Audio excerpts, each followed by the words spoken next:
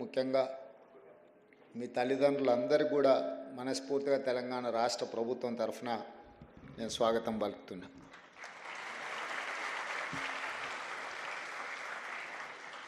ఎవరికైనా మొట్టమొదటిసారి ఉద్యోగం రావడం, ఒక బాధ్యతను చేపట్టడం అనేది అనిర్వచనీయమైన సందర్భం. నేను మొదటిసారి ఇండిపెండెంట్ జడ్పీటీసీగా గెలిచినప్పుడు ఈనాడు ముఖ్యమంత్రి పదవి చేపట్టిన దానికంటే కూడా ఎక్కువ ఆనందం కలిగింది. ఎందుకు అంటే ప్రజా జీవితంలో ప్రజలకు సేవ అందించాలనుకొని చాలామంది కలలు కంటుంటారు, కానీ కొద్దిమందికి అవకాశం వస్తుంది. కొంతమంది జీవితకాలం అవకాశాలు రాకుండా కూడా ప్రజా జీవితంలోనే సర్వం కోల్పోయిన వాళ్ళు ఉంటారు. మొదటిసారి మనకి ఏ అవకాశం వస్తుందో అది చిన్నదా పెద్దదా అనే కంటే మనకు వచ్చిన అవకాశం మనకు జీవితకాలం గుర్తుండిపోయే అవకాశం. ఈరోజు మీ అందరికి కూడా మొట్టమొదటిసారి మీ జీవితంలో ఈ ప్రభుత్వంలో భాగస్వాములు అయ్యే అవకాశం వచ్చింది. ఈరోజు మీకు అందరికీ ఒక మరపురాని తీపి జ్ఞాపకంగా ఉంటుందని నేను భావిస్తున్నా. ఈ ఉద్యోగ నియామకాలు వివిధ శాఖలకు సంబంధించి, ముఖ్యంగా municipal administration and urban development, Panchayat Raj and rural development శాఖలకు సంబంధించిన నియామకాలు. ఈ నియామకాలలో అత్యధిక 500 పైగా నియామకాలు కారుణ్య నియామకాలు.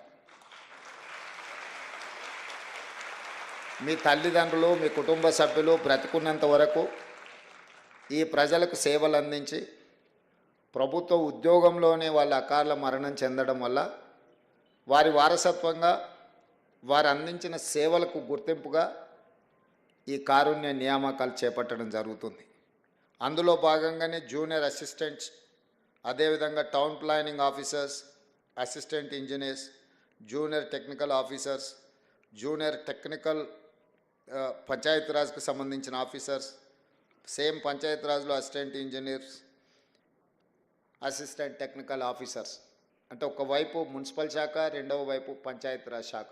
ఈ రెండు శాఖలకు సంబంధించి 922 మందికి ఈరోజు నియామకాలను అందిస్తున్నాము. ఈ నియామకాలు మీ హక్కు. మీ తల్లిదండ్రులు మీకోసం చాలా వరకు ఇందులో కారుణ్య నియామకాలు మీ కుటుంబ సభ్యుల నుంచి వారసత్వంగా మీకు చెందవలసిన ప్రభుత్వ ఉద్యోగం. కానీ గత ప్రభుత్వం దాదాపుగా 2015 నుంచి నాకు తెలిసినంత వరకు పంచాయతీరాజ్ శాఖలో కారుణ్య నియామకాలు చేపట్టకపోవడం, ప్రభుత్వం ఒక విధానపరమైన నిర్ణయం తీసుకోకపోవడం వల్ల దాదాపుగా మీ జీవితంలో అత్యంత విలువైన సమయం 10 సంవత్సరాల కాలగర్భంలో కలిసిపోయింది. 4 గంటలకు రావాల్సిన మేము 5 గంటలకు వస్తేనే అయ్యో మనం 1 గంట ఆలస్యమైందని మేము మా ప్రభుత్వ ఉద్యోగులు అనుకుంటున్న సందర్భంలో గత పాలకులు 10 సంవత్సరాలు ఈ అంశాన్ని పట్టించుకోలేదంటే ఎంత నిర్లక్ష్యంగా వ్యవహరించిందో మీరు ఒక్కసారి ఆలోచన చేయండి.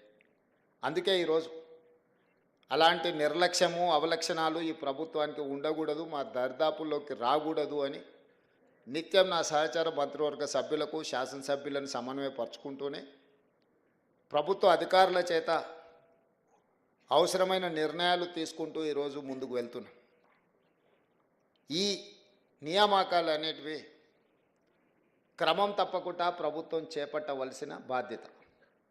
క్యాలెండర్ డేట్ ప్రకారం ప్రభుత్వ ఉద్యోగాలు ఇవ్వాలని, నిరుద్యోగులకు ముఖ్యంగా 20 నుంచి 25 లక్షల మంది నిరుద్యోగ యువకులు పట్టభద్రులు కోచింగ్ సెంటర్ల చుట్టూతో తిరుగుతున్నారు.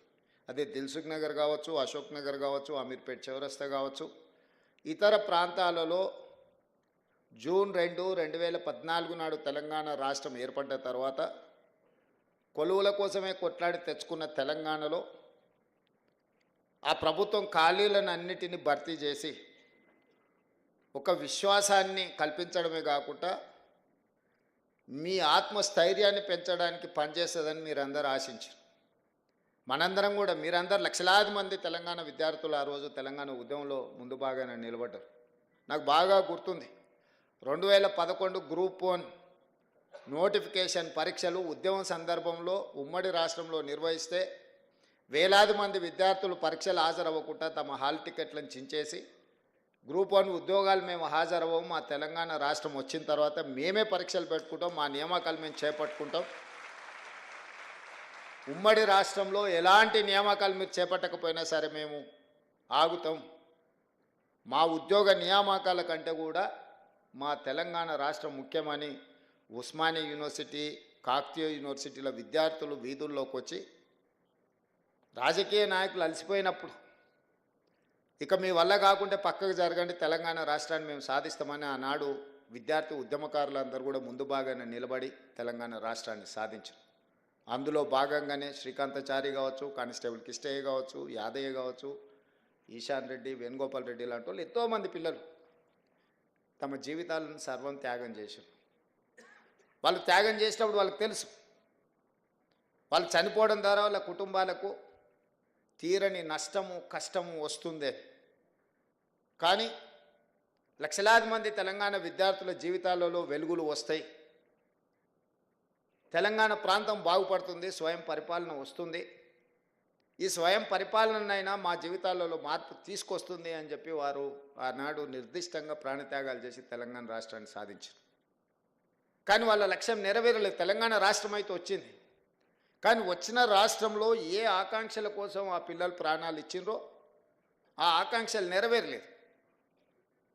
గత 10 సంవత్సరాల నుంచి 20 నుంచి 25 లక్షల మంది విద్యార్థులు ఊరిలో తల్లిదండ్రులకు 22-23 ఏళ్ళ వయసు ఉన్నప్పుడు పోటీ పరీక్షలు రాసి ప్రభుత్వ ఉద్యోగాన్ని సాధించుకొని మళ్ళీ ఇంటికి వస్తామని తల్లిదండ్రులకు చెప్పి బయలుదేరి ముఖ్యంగా ప్రభుత్వ ఉద్యోగాల కోసం ప్రయత్నం చేస్తున్న వాళ్ళు దళితులు, గిరిజనులు, ఆదివాసీలు, బలహీన వర్గాలు, పేదలు. ఆగర్భ శ్రీమంతుడు ఎవరు అసిస్టెంట్ జూనియర్ అసిస్టెంట్ ఉద్యోగం కోసమో, అసిస్టెంట్ ఇంజనీర్ కోసమో, లేకపోతే జూనియర్ టెక్నికల్ ఆఫీసర్ కోసమో కోటీశ్వర్లు ఎవరు ప్రయత్నం చేయరు.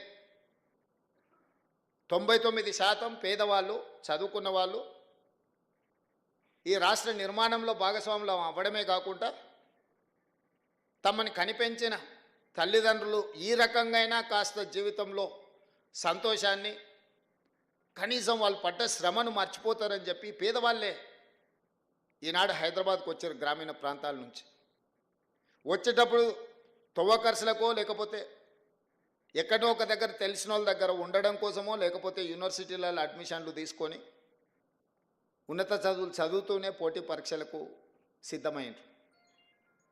ఒక 6 నెలల్లో సంవత్సరంలోనో కోచింగ్ సెంటర్లలో కోచింగ్ తీసుకొని పోటీ పరీక్షలు రాసి ప్రభుత్వ ఉద్యోగ ఫలితాలు వస్తే ఉద్యోగం వస్తే సరే, ఉద్యోగం రాకపోతే ప్రత్యామ్నాయం గురించి ఏం చేయాలని ఒక ఆలోచనతో వచ్చారు.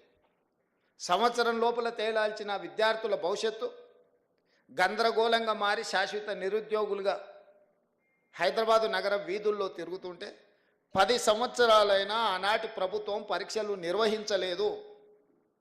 దీన్ని బాధ్యతారహిత్యం అనాలనా, లేకపోతే నిర్లక్ష్యం అనాలనా, లేకపోతే వైఫల్యం అనాలనా నాకు తెలియదు. మీరు ఆలోచన చేసుకోండి. మీరు అందరు చదువుకున్నోళ్ళే.